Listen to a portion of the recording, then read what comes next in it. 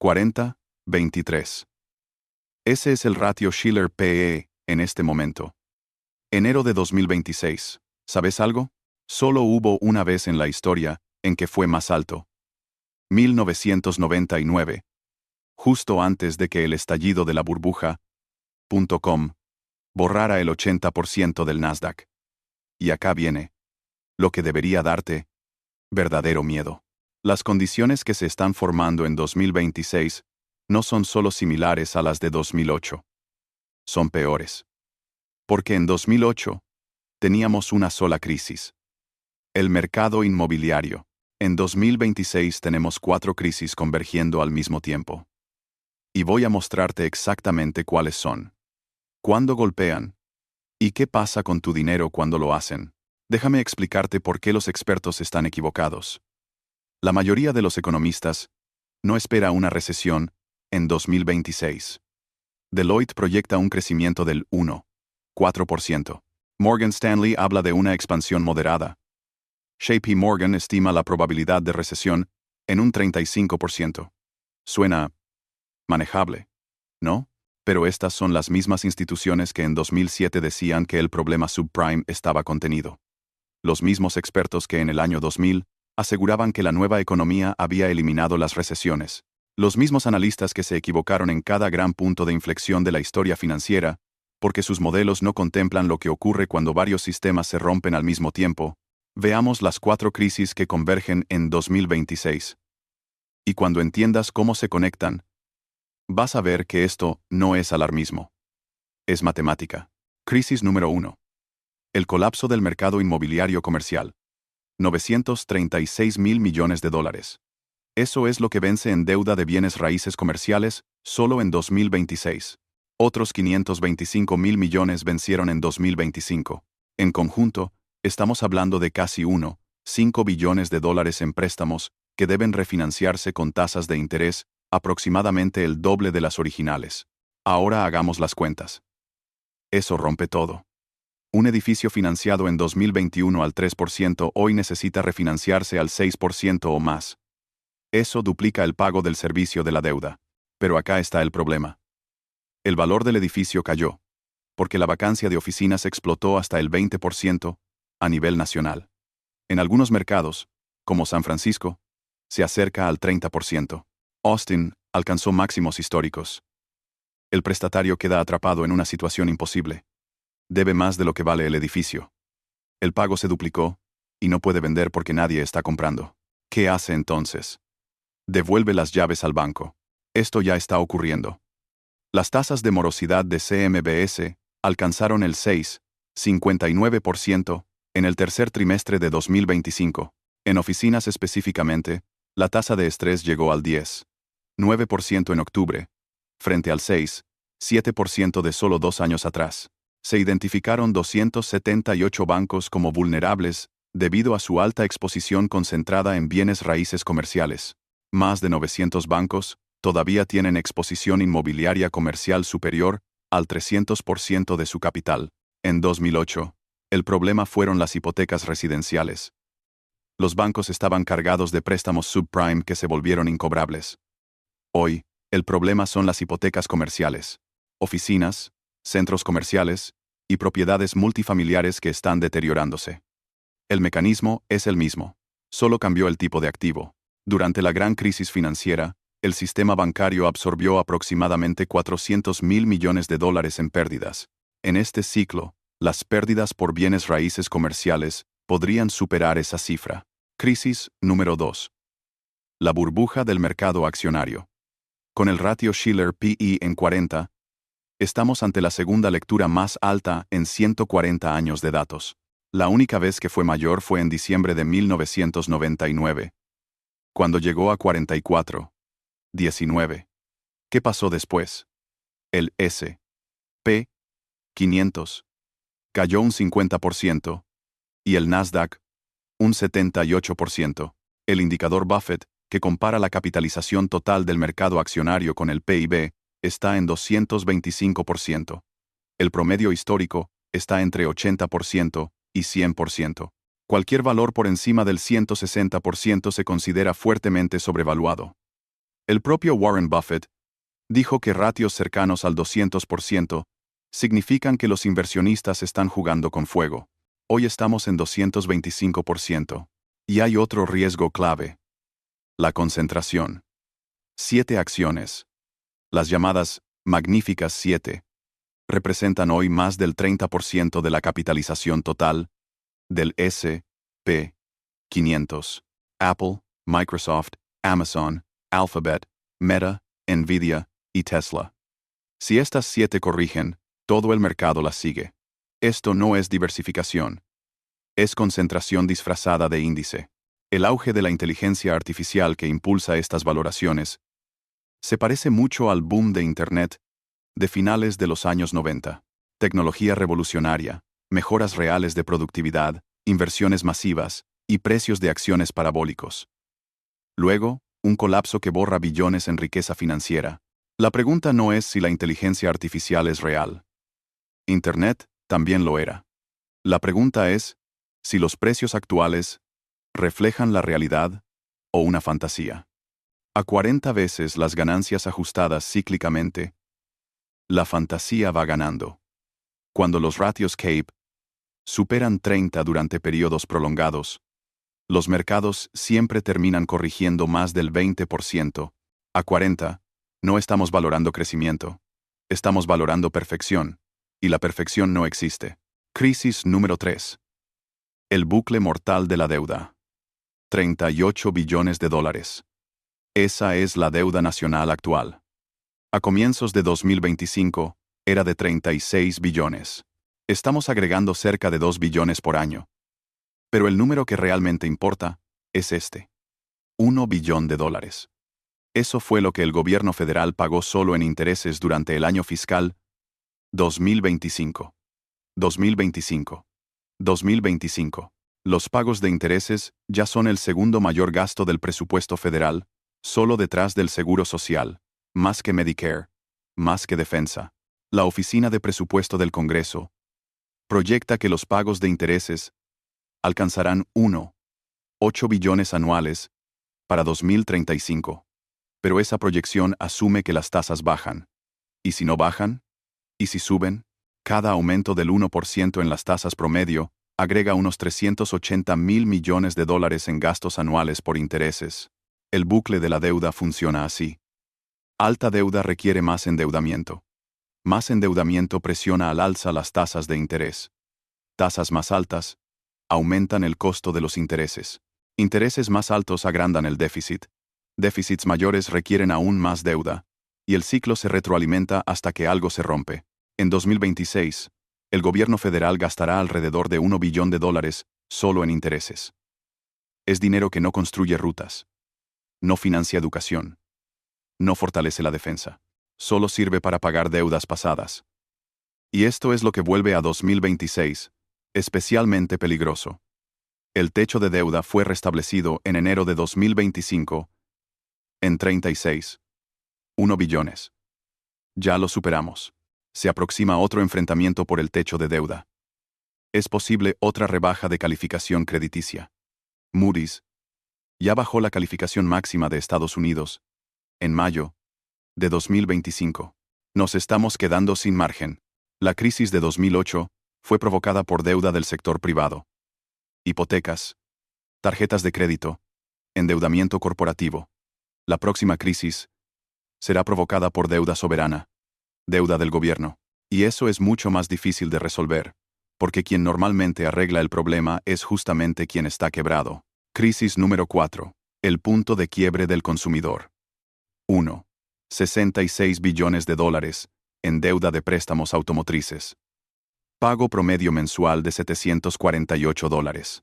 La morosidad subprime en préstamos para autos llegó al 6,65%. El nivel más alto desde que se tienen registros, en 1994.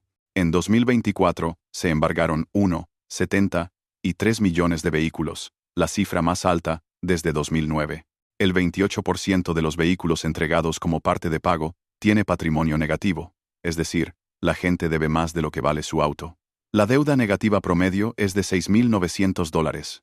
Casi 1 de cada 4 deudores en esa situación debe más de $10,000 en autos que valen menos que el préstamo. La deuda de tarjetas de crédito supera los 1 billones de dólares, con tasas promedio por encima del 20%. La morosidad está aumentando. Los pagos de préstamos estudiantiles se reanudaron tras años de suspensión. El consumidor promedio estadounidense está completamente agotado. Acá está el indicador que realmente aterra a los economistas. Los préstamos para autos suelen ser el último pago que los estadounidenses dejan de hacer, incluso antes de la hipoteca o las tarjetas de crédito. El auto se paga primero porque es necesario para ir a trabajar. Cuando las morosidades en préstamos automotrices se disparan, significa que los consumidores ya agotaron todas las demás opciones. Recortaron gastos, usaron al máximo las tarjetas, vaciaron sus ahorros. Llegaron al límite. Los prestatarios subprime no son marginales. Son el canario en la mina de carbón. Cuando ellos colapsan, la presión empieza a subir por toda la escala de ingresos. Y ahora mismo, el segmento subprime está quebrándose a niveles no vistos desde 2008. Ahora déjame mostrarte cómo se conectan estas 4 crisis. Porque de forma individual, cualquiera de ellas podría contenerse. Pero juntas, crean bucles de retroalimentación que se amplifican entre sí.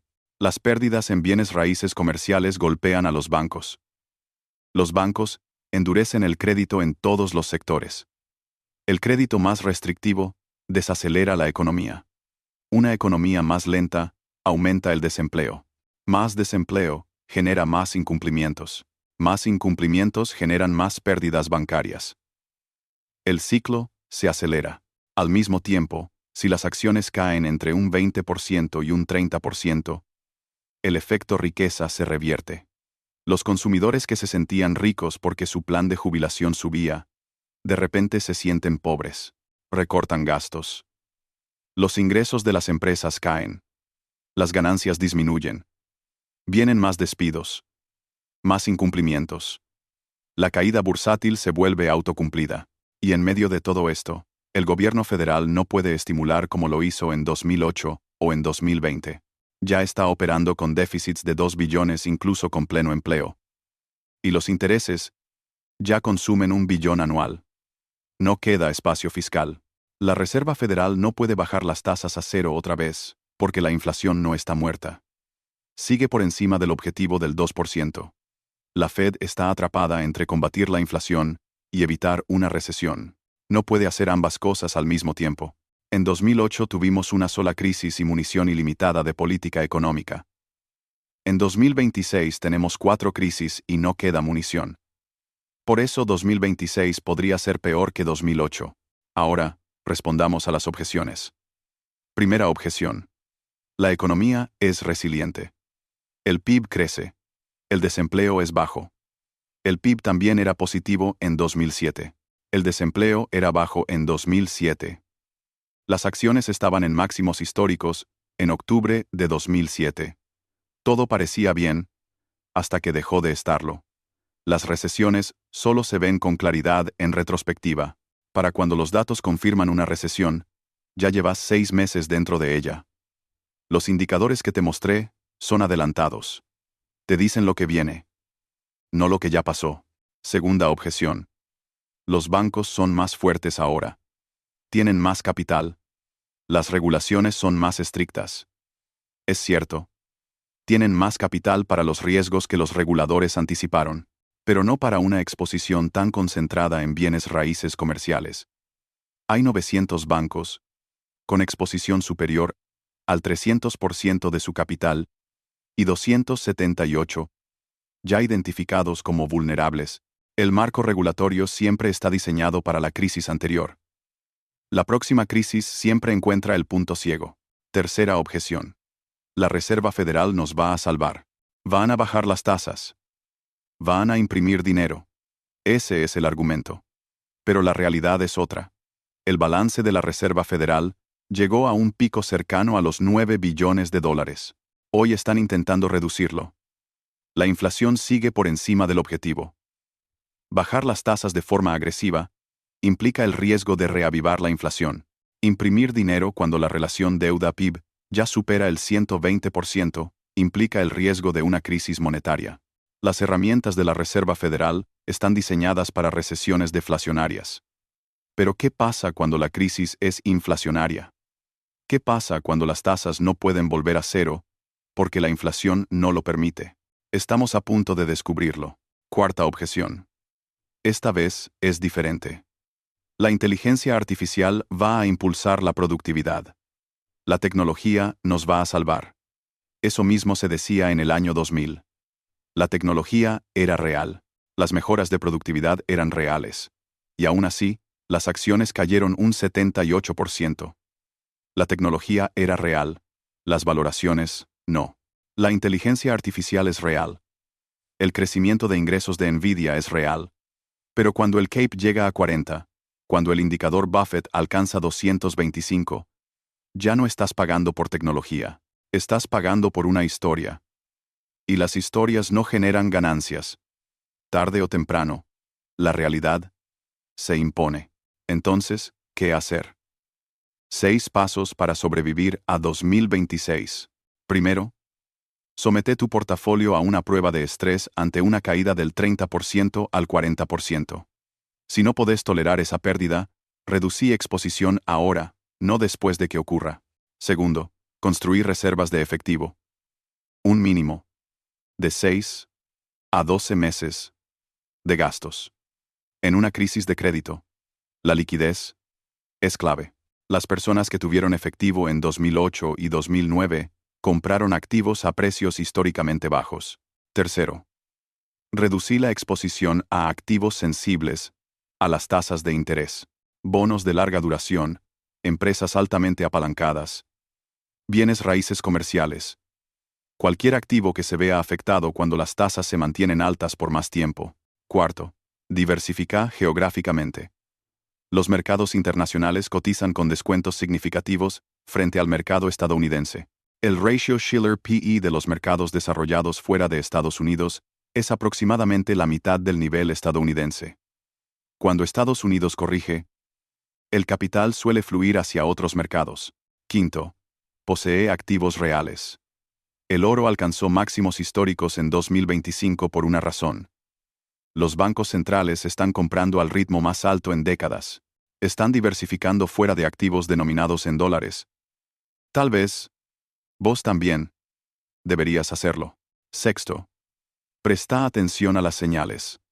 Observa las tasas de morosidad de los CMBS. Los incumplimientos en préstamos automotrices. La curva de rendimientos. Y las ganancias bancarias. Cuando estos indicadores se deterioran más rápido de lo esperado, la línea de tiempo se acelera. El pronóstico dominante habla de un aterrizaje suave. Una desaceleración moderada, sin recesión, con crecimiento contenido. Ese es el escenario base. Pero los escenarios base asumen que nada sale mal. Y hoy, 4 sistemas clave están mostrando señales de advertencia al mismo tiempo. Bienes raíces comerciales. 936.000 millones.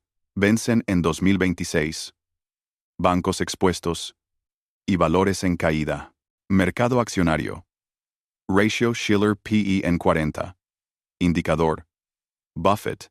En 225. Concentración extrema. En 7 acciones. Deuda pública. 38 billones en total, y 1 billón anual, solo en intereses, con un nuevo conflicto por el techo de deuda en el horizonte. Consumidor. Estrés extremo. Morosidad récord en préstamos automotrices. Patrimonio negativo récord. Y embargos en máximos históricos. Cualquiera de estos factores podría ser el detonante. Todos juntos crean las condiciones para algo peor que 2008. No porque cada crisis individual sea más grande, sino porque el sistema ya no tiene amortiguadores. En 2008, hubo una crisis y una respuesta. Estímulo fiscal masivo, tasas de interés en cero, flexibilización cuantitativa, rescates bancarios. Todas las herramientas fueron utilizadas. En 2026, habrá una crisis, pero con respuestas limitadas. La deuda elevada restringe el estímulo fiscal.